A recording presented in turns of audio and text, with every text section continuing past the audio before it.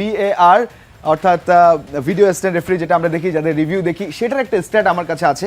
সেই স্ট্যাটটা বলছে যে একটু ইন্টারেস্টিং, সেই স্ট্যাটটা পক্ষে বিপক্ষে যে ইন্টারভেনশন রেট VAR এর পার 100 ফাউলস, প্রতি 100 ফাউলে VAR এর পক্ষে বিপক্ষে যদি আমরা দেখি, আর্জেন্টিনার এগেইনস্টে VAR হয়ে 6+6.7 পার 100 ফাউলে নেট তাদের ওটা মানে তারা পক্ষে গিয়েছে।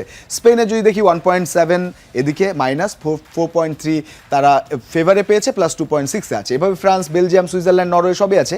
ইংল্যান্ড এমন একটা দল যারা 3.5 তাদের এগেনস্টে গেছে এবং 2 তাদের গেছে ইন ফেভারে, -1.5। বেশিরভাগ সময় তাদের এগেনস্টে VAR গেছে, যেখানে একমাত্র দল হিসেবে আর্জেন্টিনার এগেনস্টে কোনো VAR ডিসিশন ওভাবে যায়নি। স্ট্যাটটা সেটা বলছে আর কি।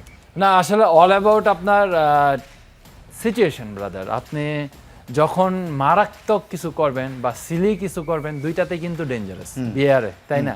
আপনি ধরেন ডি বক্সের মধ্যে আপনার বল হাতে লেগে গেল, এটা তো আপনার সামটাইম আপনি ইচ্ছাকৃত লাগান না, কিন্তু আপনার হাত দেখা যায় ওয়াইড আছে, ওয়াইড পজিশনে আছে, সেখানে বল এসে লেগে গেল, ওটা কিন্তু আপনার হিসাবে পেনাল্টি হয়ে যায়। তো সেই ক্ষেত্রে কিন্তু স্পেশালি মেজর কোনো জোনে আর্জেন্টিনার ওরকম কোনো এফেক্টিভ ফাউল করেনি বা ওরকম সিচুয়েশন তাদের আপনার হয়নি। আপনি বলতে পারেন যে লিসান্দ্রো মার্টিনেসের ফাউল কেন দিল, ওইটা কেন ওদের এগেইনস্টে গেল না, ওগুলা কিন্তু অবশ্যই রিজন আছে।